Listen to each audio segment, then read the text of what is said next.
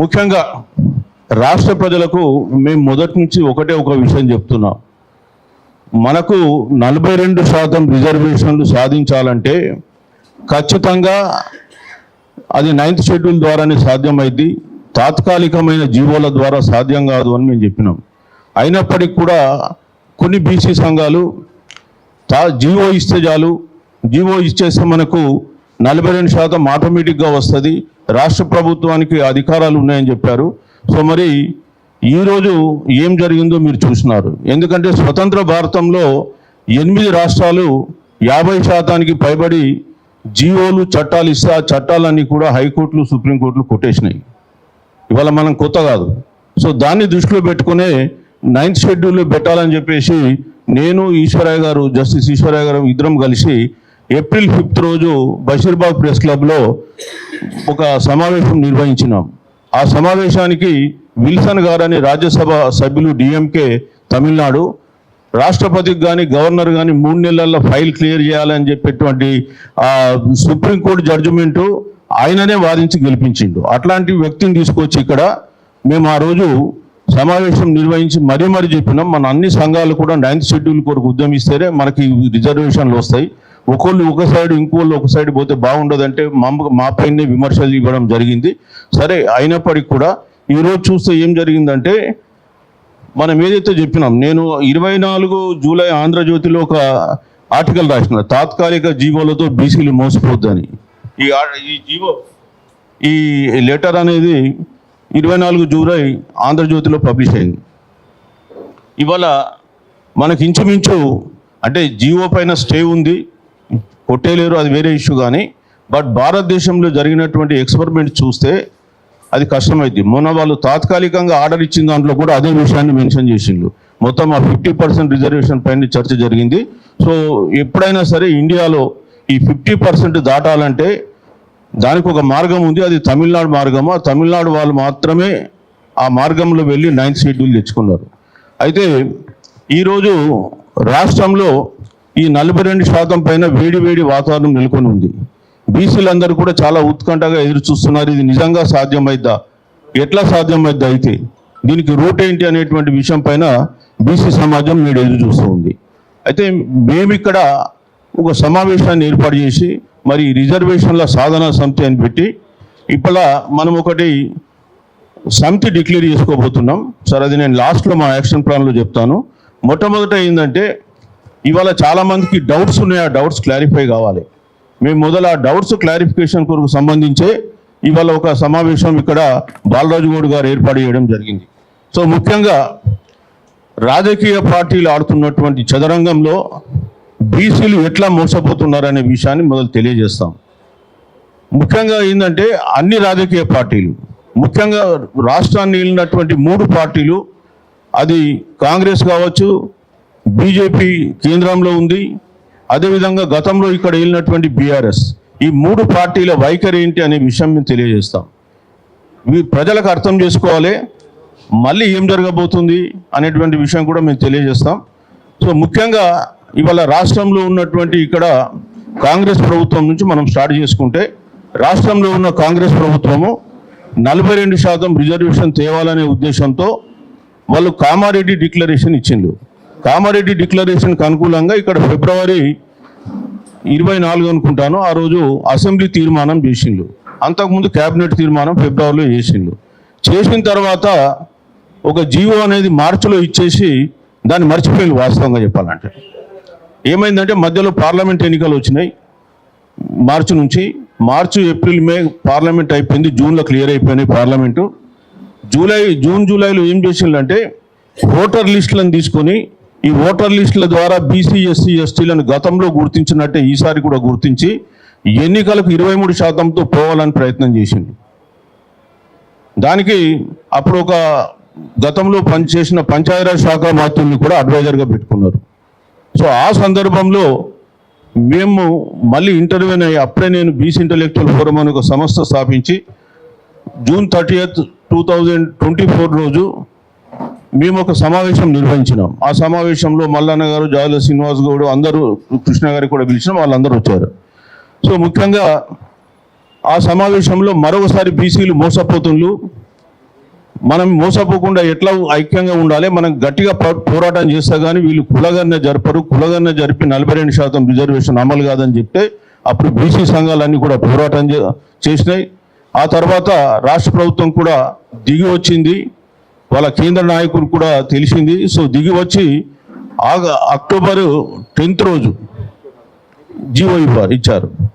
ఆ తర్వాత నవంబర్లో కమిటీ మన కులగన్న జరిగింది. ఆ కులగన్న కూడా తప్పులు ఉన్నాయని మళ్ళీ స్పష్టంగా చెప్పడం జరిగింది. మళ్ళీ ఫిబ్రవరిలో ఒక 10 days టైం ఇచ్చిండు. ఆ తర్వాత మార్చి 17th రోజు 9వ షెడ్యూల్లో పెట్టాలనే ఉద్దేశంతో వీరు ఒక బిల్లులు 2 ఇక్కడ పెట్టారు. Bill number 3, bill number 4.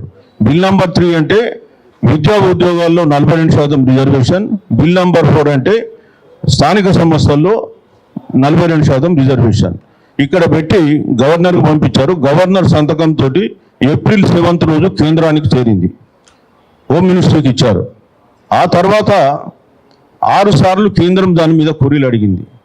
6 సార్ల కొరీలకు కూడా ఇక్కడ రాష్ట్ర ప్రభుత్వం ఆన్సర్ ఇచ్చింది. లాస్ట్ కొరీ జూలై 23rd రోజు ఆన్సర్ ఇచ్చింది. ఇప్పటి వరకు తర్వాత కేంద్రంలో దాని మీద ఉలుకు పలుకు లేదు. సరే, అటు కేంద్రం నుంచి ఉలుకు పలుకు వస్తలేదని చెప్పి మళ్ళీ ఒక ఆర్డినెన్స్ ఇచ్చారు. ఇక్కడ ఆర్డినెన్స్ జూలైలో ఇచ్చారు. ఆర్డినెన్స్ ఏముంది, పంచాయతీరాజ్ చట్టంలో సెక్షన్ 285A అని ఒకటి ఉంది. ఆ సెక్షన్ 285A అనేది బీసీ ఎస్సీ ఎస్టీలకు రిజర్వేషన్ మొత్తం కలిపి కూడా 50% దాటకూడదని ఉంది. అది ఎందుకు పెట్టాల్సి వచ్చింది, సుప్రీంకోర్టు ఆర్డర్ మీద పెట్టాల్సి వచ్చింది. అది ముఖ్యంగా మనకు ఈ సెక్షన్ 285A ఎందుకు వచ్చిందనే విషయం తెలియజేస్తున్నా. అట్లాగే బీసీలకు ఎవరు అడ్డుకుంటున్నారనే విషయం కూడా తెలియజేస్తున్నా. సో పంచాయతీరాజ్ చట్టంలో కేంద్రం 73-74 రాజ్యాంగ సవరణ చేసి ఆర్టికల్ 243D అండ్ 243T అనేది రాజ్యాంగంలో చేర్చారు. 243D అనేది లోకల్ బాడీస్ అంటే పంచాయతీ సంస్థలకు సంబంధించింది. 243T అనేది మున్సిపల్ యాక్ట్, మున్సిపాలిటీలకు సంబంధించింది. సో ఇక్కడ 243 ఇది ఎప్పుడు చేశారు, 73-74 రాజ్యాంగ సవరణ 1994లో చేర్చారు. ఈ 243 D1 అని ఒకటి ఉంది. డి అని చెప్పాను. D1 దాంట్లో ఎస్సీ ఎస్టీలకు జనాభా దామాషా ప్రకారం పంచాయతీ సంస్థల వారీగా రిజర్వేషన్లు ఇవ్వమని చెప్పిండు. D6కు వచ్చేస్తే బీసీలకు రిజర్వేషన్లు రాష్ట్ర ప్రభుత్వాలు ఇచ్చుకోవచ్చు అన్నాడు. ఎంత శాతం చెప్పలే. ఎస్సీ ఎస్టీలకు వస్తే జనాభా దామాషా అన్నావు, బీసీలకు వచ్చేస్తే రాష్ట్ర ప్రభుత్వాలు ఇష్టానికి వదిలేసినాం. దీన్ని ఆసరగా చేసుకొని కృష్ణమూర్తి అనేట ఆయన కర్ణాటక ఆయన హైకోర్టులో కేసు వేసిండు. తర్వాత సుప్రీంకోర్టుకు పోయింది. సుప్రీంకోర్టులో 2010లో అప్పుడున్నటువంటి జస్టిస్ బాలకృష్ణ జడ్జి ధర్మాసనం బీసీలకు ఎస్సీ ఎస్టీలకు కలిపి 50% సీలింగ్ దాటకూడదని ఒక జడ్జిమెంట్ ఇచ్చిండు. ఆయన ఏమంటాడంటే రాజ్యాంగంలో ఎస్సీ ఎస్టీలకు జనాభా దామాషా ప్రకారం ఏమన్నారు, కానీ బీసీలకు సంబంధించి ఎంత శాతం ఇవ్వాలనేటువంటి గైడెన్స్ లేదు రాజ్యాంగంలో. కాబట్టి నేను 50% సీలింగ్ ఇందిరా సహాని కేసు 92లో ఏదైతే ఇచ్చిందో దాన్ని ఇక్కడ పెడతానని చెప్పి ఆ జడ్జిమెంట్ ఇక్కడ ఇచ్చి ట్రిపుల్ టెస్ట్ అని కండిషన్ పెట్టిండు. ఏంటి ట్రిపుల్ టెస్ట్? మొట్టమొదట ఈ బీసీలు ఎంతమంది రాజకీయంగా వెనుకబడి ఉన్నారు తేల్చడానికి ఇక్కడ సామాజికంగా ఆర్థికంగా కాదు, సామాజిక ఆర్థికం అనేది వేరే, అది మనకు ఆర్టికల్ 15(4), 16(4) వస్తుంది. ఇక్కడ రాజకీయంగా ఎంతమంది వెనుకబడి ఉన్నారు అని తెలియబడడానికి ఒక డెడికేటెడ్ కమిషన్ పెట్టి ఆ commission empirical data, quantifiable data సేకరించి బీసీలు రాజకీయంగా ఎవరు వెనుకబడి ఉన్నారో వాళ్ళు నిర్ధారించి తర్వాత బీసీలకు ఎంత రిజర్వేషన్ ఇవ్వాలో చెప్పాలి. ఆ రిజర్వేషన్ కండిషన్ ఏంటి, 50% దాటద్దు. ఎస్సీ ఎస్టీలకు జనాభా దామాషా ప్రకారం ఇవ్వాలి. మన రాష్ట్రంలో వస్తే ఎస్సీలు 18 ఉన్నారు, ఎస్టీలు 10, 28 పోతే 22% మాత్రమే బీసీలకు వస్తుంది. అది కండిషన్. దీన్ని మళ్ళా 2021లో కూడా మనకు వికాస్ కిషన్ రావు గావలి కేసులో మహారాష్ట్ర కూడా కన్ఫర్మ్ చేశారు. సో ఇది చట్టం చెప్పుద్ది. దీన్ని 2010లో రాగానే తెలంగాణలో అంటే అప్పుడు సంయుక్త ఆంధ్రప్రదేశ్ 2011లో ఇమ్మీడియట్గా కేసు వేసినారు. 3 రెడ్డిలు, వేరే వాళ్ళు 2 ఉండొచ్చు, 3 రెడ్డిలు పేర్లు కూడా ఉన్నాయి. సో వేయగానే హైకోర్టు ఇమ్మీడియట్గా ఆర్డర్ ఇచ్చింది వాళ్ళకు 2012లో 50% దాటద్దు అని. ఇవాళ దాటినప్పుడు మళ్ళీ ఇక్కడ సుప్రీంకోర్టుకు అప్పీల్ వెళ్ళారు. శివశంకర్ గారి కుమారుడు వినయ్. వెళ్తే అప్పుడు అక్కడ కాంప్రమైజ్ చేసుకొని వాళ్ళు ఒక జడ్జిమెంట్ ఇస్తే 2012లో మనం 2013లో 34%తో రిజర్వేషన్ చేసుకున్నాం.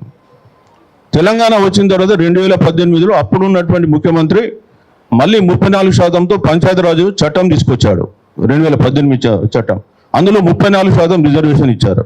ఇస్తే మళ్ళీ ఒక ఇద్దరు స్వప్నారెడ్డి అని ఇంకొక ఛాంబర్ ఆఫ్ పంచాయతీరాజ్ ప్రెసిడెంట్ ఒక అతను సుప్రీంకోర్టులో హైకోర్టులో ఇద్దరు వేస్తే మళ్ళీ కోర్టు స్టే ఇచ్చింది. 50% దాటడానికి వీల్లేదు. ఎందుకంటే 34% బీసీల కంటే 18 + 10 28 అంటే మొత్తం కలిపి 28 + 34 అంటే 62 వస్తున్నాయని చెప్పి వాళ్ళు ఒప్పుకోలేదు.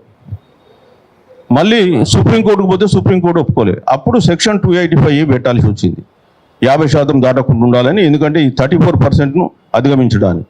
సో ఈ 285Aను తొలగించడానికి ఆర్డినెన్స్ ఇచ్చిండు జూలై 2025లో.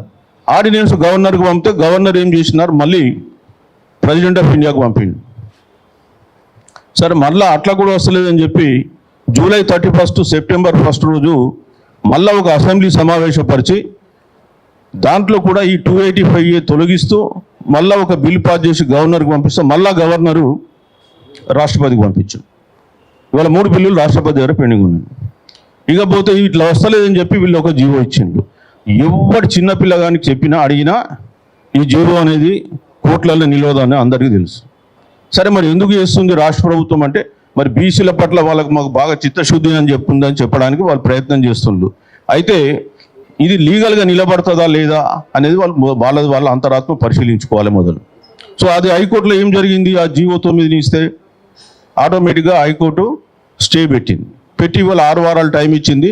4 వారాల్లో రాష్ట్ర ప్రభుత్వాన్ని అదనపు సమాచారం ఇవ్వమంది. ఆ తర్వాత 2 వీక్స్ అప్లికెంట్స్కి ఇచ్చింది. సో ఇవాళ నడుస్తూ ఉంది. మళ్ళీ ఈరోజు సుప్రీంకోర్టులో రాష్ట్ర ప్రభుత్వం అప్పీల్ ఫైల్ చేస్తుంది. అది కూడా నిలబడేటువంటి అవకాశాలు చాలా తక్కువ. మీరు ఇంతకుముందే నేను చెప్పాను, గత ప్రభుత్వము పంచాయతీరాజ్ చట్టంలో 34% ఇస్తూ సెక్షన్ 396 జీవో 396 ఇస్తే అది కొట్టేసిందని చెప్పాను.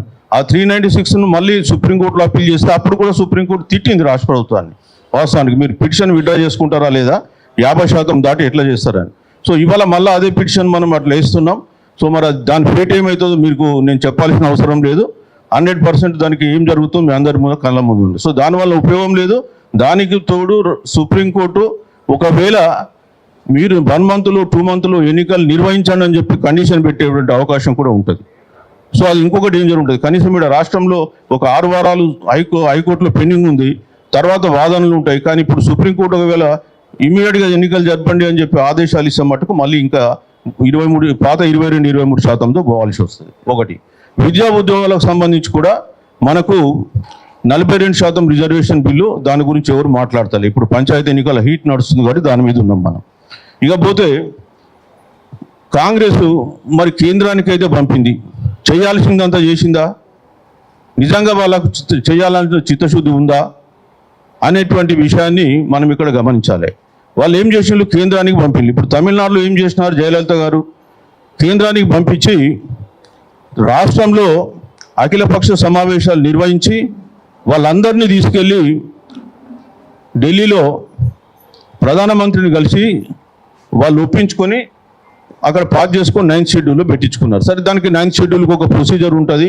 ఆ ప్రొసీజర్ అంతా మనం ఇక్కడ చెప్పాల్సిన అవసరం లేదు. సో అది చేసుకున్నారు వాళ్ళు. ఇక్కడ అఖిలపక్షాన్ని పెట్టండి, మీరు అఖిలపక్ష సమావేశాలు చేసి వాళ్ళ డౌట్స్ ఏమన్నా ఉంటే వాళ్ళది తీర్చండి. అదేవిధంగా మీరు ఇక్కడ నుంచి అఖిలపక్షం డెలిగేషన్ తీసుకెళ్ళండి. అంటే వీళ్ళ వాదన ఏంటంటే ఆల్రెడీ అసెంబ్లీలో అప్రూవల్ చేసింది కదా రాజకీయ పార్టీలు. అంటే ఇక్కడ అన్ని పార్టీలు కూడా అసెంబ్లీలో లేవు. బీఎస్పీ లేదు కానీ వాళ్ళు నార్త్ ఇండియాలో ఉన్నారు. సిపిఎం లేదు కానీ అక్కడ వాళ్ళు పార్లమెంట్లో ఉన్నారు. కాబట్టి ఇవాళ కొన్ని పార్టీలకు కొన్ని అబ్జెక్షన్స్ ఉన్నాయి. నేను మళ్ళీ చెప్తా బీజేపీకి సంబంధించి. సో వాటన్నిటిని నివృత్తి చేసే అవకాశం ఉంటుంది కానీ చేయలే. ఏ రోజు కూడా వీళ్ళు పోయి ప్రధానమంత్రిని 10 సార్లు కలిసి ఉంటారు కానీ బీసీలకు రిజర్వేషన్ సంబంధించి మాట్లాడలే.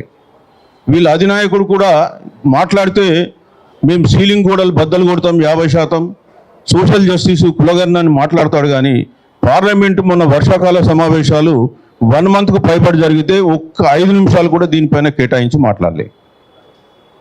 మరి వీళ్ళకి ఏం చిత్తశుద్ధి ఉందో అనేది మనకు అర్థమవుతుంది. నిజంగా ఇవ్వాలని ఉందా లేదా ఇది నటన్నా? నిజంగా ఇవ్వాలని ఉంటే ఈ రోజుకైనా అఖిలపక్ష సమావేశం పెట్టండి. మీరు కాళేశ్వరం మీద ఎంత తొందరగా అఖిలపక్ష సమావేశం పెట్టిండండి, మరి దీని మీద ఎందుకు పెట్టారు?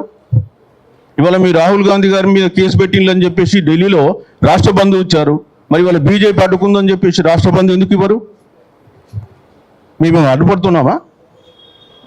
సో ఇది వీళ్ళ చిత్తశుద్ధి. ఏదో మనం ఇచ్చినట్టు ఉండాలి, కోట్లు అడ్డుకోవాలి, మళ్ళా యథావిధిగా ఉండాలి. మొదటి నుంచి కూడా ఇదే యాటిట్యూడ్. ఇవాళ కొత్తగా ఏం కాదు. ఇకపోతే బీజేపీకి వచ్చేస్తే బీజేపీ కూడా వాళ్ళు ఏం చెప్తున్నారు? 42% రిజర్వేషన్లు ముస్లిమ్స్ ఉన్నారు, మేము ఇయ్యం, 10% ముస్లింలకు పోద్దని. ఇవాళ ముస్లిమ్స్ మన రాష్ట్రంలో 1970లో అనంతరామన్ కమిషన్ ఇచ్చినప్పుడు 6 కులాలు ఉన్నాయి, అది 2% జనాభా ఉంది. ఆ తర్వాత రాజశేఖర రెడ్డి గారు 2007లో 14 కులాలు కలిపింది, అదొక 8% జనాభా వచ్చింది. ఆ 2007లో ఇచ్చినటువంటి ఈ 14 కులాలను హైకోర్టుకు పోతే హైకోర్టు కొట్టేసింది. కులాలు ఇట్లా కలపడానికి వీల్లేదని టెక్నికల్ కారణాల మీద. అందులో మన జస్టిస్ ఈశ్వరయ్య గారు జడ్జిగా ఉన్నారు. సరే, వారి కాన్స్టిట్యూషనల్ పొజిషన్ అప్పుడు వేరు. తర్వాత 2010లో రాష్ట్ర ప్రభుత్వం సుప్రీంకోర్టుకు పోతే సుప్రీంకోర్టు తాత్కాలికంగా అలౌ చేసింది. ఈ రోజు కూడా ఒకవేళ కేంద్రానికి ఇష్టం లేకపోతే వాళ్ళు ఇంప్లీడ్ అయితే దాన్ని కొట్టేపియచ్చు. వాళ్ళు ఆ పని చేయరు, కానీ బీసీలను అడ్డుకుంటారు. వాళ్ళు ఆ పని చేయొచ్చు కదా, కేంద్రంలో ఇంప్లీడ్ అయ్యి. మేమేమైనా వాళ్ళు కావాలని కోరుకున్నామా? మీరు పొండి, మీకు ఇష్టం లేకపోతే. కానీ మాది ఎందుకు? మా దగ్గర నోటి దగ్గరకు వచ్చిన కూర్ను మీరు ఎందుకు అడ్డుకుంటారు? ఒకటి. రెండోది, మీరు తీసుకొచ్చిన ఈడబ్ల్యూఎస్ చట్టం ఉంది. ఈడబ్ల్యూఎస్ చట్టంలో ముస్లింలు లేరా? మీరు రాసిల్లా దాంట్లో Muslims are ineligible for under this act అని, they are not qualified under this act అని. ముస్లింలు కూడా ఎంజాయ్ చేస్తున్నారు. మరి నువ్వు ఎట్లా మాట్లాడుతావు? మూడో అంశం, మీరు పరిపాలిస్తున్న రాష్ట్రాలలో బీసీలలో ముస్లిమ్స్ లేరా? ఈవెన్ మండల్ కమిషన్ రికమెండేషన్లో కూడా 52% బీసీలు అంటే 8.4% ముస్లిం జనాభా. అది ఓన్లీ 43.4% మాత్రమే హిందూ జనాభా.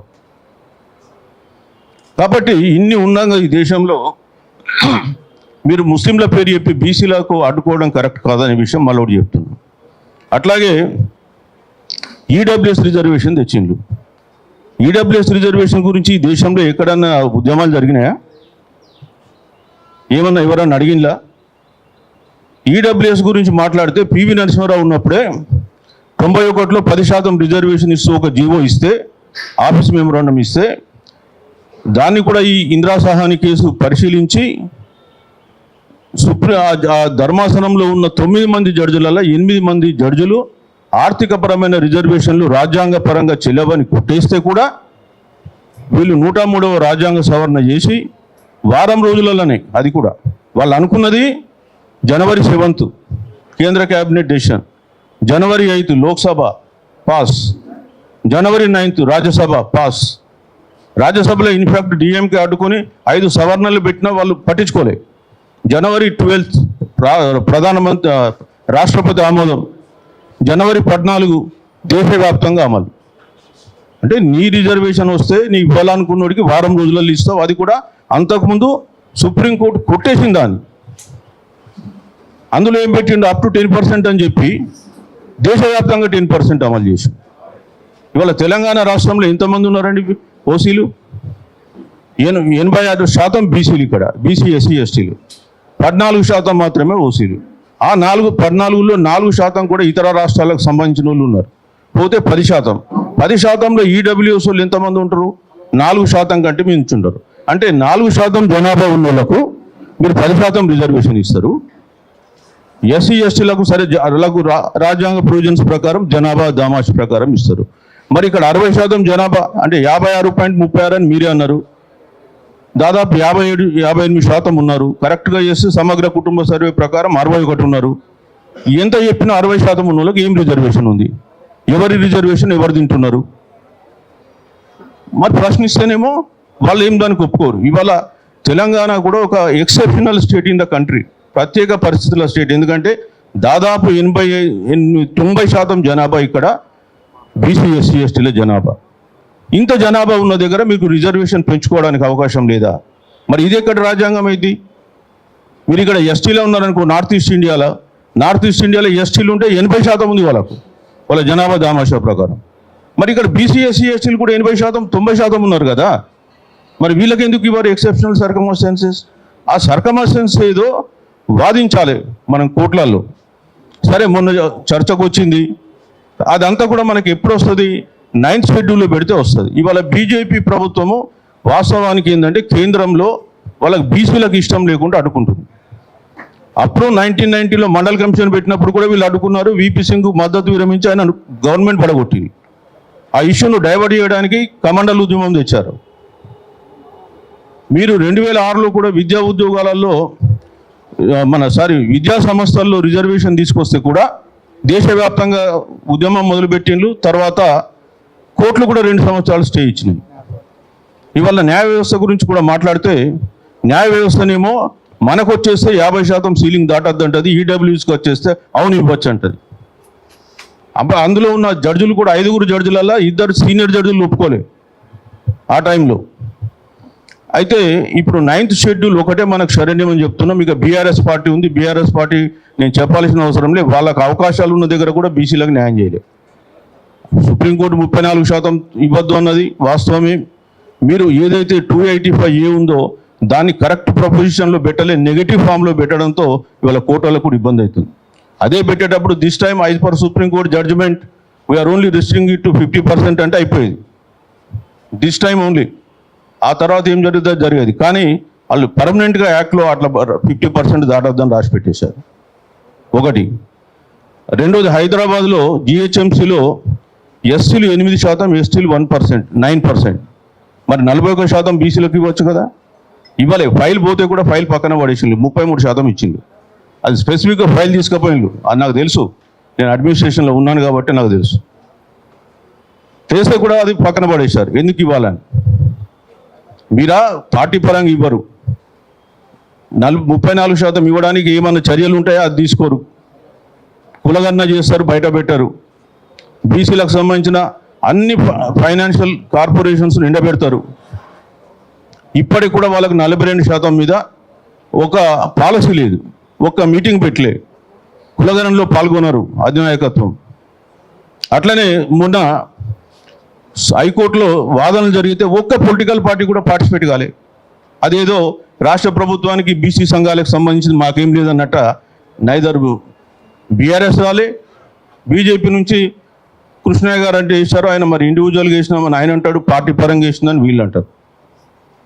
అదేంటో వాళ్ళే తెలుసుకోవాలి. సో అది వీళ్ళ యాటిట్యూడ్. సో ఈ విషయము ప్రజలకు తెలియాలి. ప్రజలు ఈ రాజకీయ చదరంగంలో ఎట్లా పావులుగా వాళ్ళు ఉపయోగించుకుంటున్నారు, ఈ రాజకీయ క్రీడలో ఫుట్బాల్లో ఎట్లా తన్నులు తింటున్నారు అనే విషయం ప్రజలకు తెలియాలి. అందుకొరకే మేము ఇక్కడ ఒక కార్యాచరణ సాధన కొరకు ఒకటి పెట్టుకున్నాం, ఒక సమావేశం నిర్వహించుకుంటున్నాం. ఇకపోతే ఈ సమావేశంలో అంటే టైం తక్కువ ఉంది, నేను కూడా క్లోజ్ చేస్తాను. టైం తక్కువగా ఉంది, నేను కూడా క్లోజ్ చేస్తాను. మేము ఇప్పుడు మొదటి నుంచి కూడా 9th షెడ్యూల్ ఉద్యమం. అయితే ఈ 42% ఉద్యమానికి సంబంధించి కూడా మేము ఇక్కడ కొన్ని కులాలు ఎంబీసీ కులాల మధ్య ఆబ్జెక్షన్ చేస్తున్నాయి. మీరు రిజర్వేషన్ తెచ్చుకుంటే కేవలం 4-5 కులాలే లబ్ధి పొందుతున్నాయి, మాకు అసలు దీంట్లో స్థానం లేదని. అయితే మేము కూడా ఏమంటున్నామంటే, మీరు కామారెడ్డి డిక్లరేషన్లో సబ్ కేటగిరీ చేస్తామన్నారు, చేయండి. 42% సాధ్యం కాక 23 చేస్తే 23లో కూడా మీరు సబ్ కేటగిరీలు చేయండి, వాళ్ళకు కూడా అవకాశాలు కల్పించండి. మీరు వాళ్ళని ఎందుకు దూరంగా పెడతారు వ్యవస్థలో? రెండో విషయం ఏంటంటే, చాలామంది మేము అంటే ఈ 4-5 కులాలే బీసీలలో ఉన్నాయి, వాళ్ళే బీసీలు లబ్ధి పొందుతున్నాడు. తప్పది. మనం రాజకీయంగా చూస్తే ఎవరి పేరు ఎంత వచ్చింది అనేది మనం తీసుకుంటే ఒక్క కులం తప్ప బీసీలలో అన్ని కులాలకు కూడా వాళ్ళ సీట్లు వాళ్ళకంటే వాళ్ళకు తక్కువ వచ్చింది. సో అవన్నీ ఎవరు తీసుకున్నారు? ఆధిపత్య కులాల వాళ్ళు తీసుకున్నారు. ముఖ్యంగా నేను చెప్తాను, నేను ఇక్కడ ఈ పుస్తకంలో చూస్తే హుకుమత్ అనే పుస్తకం రాసిన దాని ప్రకారం చూస్తే ఇక్కడ ముదిరాజుల జనాభా 6.68 ఉంటే వాళ్ళకు 116 సీట్లు రావాలంటే వచ్చినాయి గత 16 అసెంబ్లీ ఎన్నికలలో 29, కోల్పోయింది 87. ఎవరు తీసుకున్నాడు 87? సరే, మీరు కొంతమంది ఏమంటే గౌడ్స్ చాలా యాక్టివ్ ఉన్నారు, అందులో పార్టిసిపేట్ చేస్తున్నారంటే గౌడ్ జనాభా 20 లక్షలు, 19,77,000. వాళ్ళకు రావాల్సిన సీట్లు 95, వాళ్ళకు వచ్చినాయి. గౌడ్స్ సంబంధించి వాళ్ళకు రావాల్సిన సీట్లు 75, వచ్చినాయి 54, నష్టపోయింది 21. ఎవరు తిన్నారండి ఇవి? మూడోది, మనకు ఇక్కడ మున్నూరు కాపు ఉంది. సో మున్నూరు కాపులు వాళ్ళకు ఒక 20 ఎక్కువ వచ్చినాయి రావాల్సిన దానికంటే. నేను ఒకటే ఏం చెప్తున్నా అంటే, ఒకవేళ మున్నూరు కాపులు అది తీసుకోకపోతే ఆ సీట్లు ఎవరికి పోయేటి? మరి ఇక మనం ఎందుకు దాని మీద కామెంట్ చేస్తారు? సో ఇవాళ ఏ ఒక్క కులంకు కూడా బీసీ కులాల వాళ్ళకు రావాల్సిన షేర్ వాళ్ళకు రాలేదు న్యాయబద్ధంగా. ఇవాళ మనం ఒకవేళ వీళ్ళు ఆ సీట్లు తెచ్చుకోకపోతే అవి ఇంకా వేరే వాళ్ళకు పోతాయి, ఆధిపత్య కులాలకు. నేను చెప్తున్న వెలుమ ఉన్నారు 0.28 పాపులేషన్, 1,02,000 ఈ రాష్ట్రంలో. వాళ్ళకి రావాల్సిన సీట్లు న్యాయబద్ధంగా 16 అసెంబ్లీ ఎన్నికల్లో 5 సీట్లే, కానీ వచ్చినాయి 148. ముఖ్యమంత్రుల లైన్లు, మంత్రుల లైన్లు. మరి వీళ్ళందరూ ఎటు పోవాలండి? ప్రజాస్వామ్యం అంటే ఓన్లీ 3 కులాల ఇదేనా? సో ఈ విషయాలు ప్రజలకు తెలియజేయడానికి ఖచ్చితంగా రాబోయే కాలంలో మేము ఒక కార్యాచరణ రూపొందించుకున్నాం, ఆ విషయం తెలియజేస్తాం. అయితే ఇక్కడ ఎంబీసీ కులాలకు కూడా ఖచ్చితంగా సబ్ కేటగిరీషన్ చేయాలని చెప్పేసి మేము రాష్ట్ర ప్రభుత్వాన్ని కూడా మేము రిక్వెస్ట్ చేస్తాం. అదేవిధంగా మేము ఈ మధ్యకాలంలో ప్రధానమంత్రిని కూడా మేము కలవాలని చెప్పేసి ఉత్తరాలు రాశాను. నేను, ఈశ్వరయ్య గారు, నేను, అదేవిధంగా విశారదన్ గారు, ఇంకా చాలా సంఘాలు కలిపి ప్రధానమంత్రికి కూడా మాకు అపాయింట్మెంట్ ఇవ్వమని చెప్పి అడిగినాం. మాకు 42% పైన మేము మీతో చర్చించుదామని చెప్పి కూడా అడిగినాం. సరే, అపాయింట్మెంట్ వచ్చినప్పుడు చూద్దాం. ఆయన సీఎం గారు లెటర్ రాస్తాను ఇవ్వలేదు అన్నాడు. What ever it might be, మా ప్రయత్నం కూడా మేము చేస్తాం. అయితే ఇక్కడ మా యాక్షన్ ప్లాన్, ఇప్పుడు ఇంకొక డౌట్ కూడా వస్తుంది చాలామందికి. ఇవాళ నిన్ననే ఒక బీసీ జాయింట్ యాక్షన్ కమిటీ ఒకటి ఏర్పాటు చేశారు. మరి మీరు మళ్ళీ ఎందుకు అందులో ఉండొచ్చు కదా అని కొందరు అడిగారు. సో వాళ్ళు కూడా మమ్మల్ని ఇన్వైట్ చేసినారు.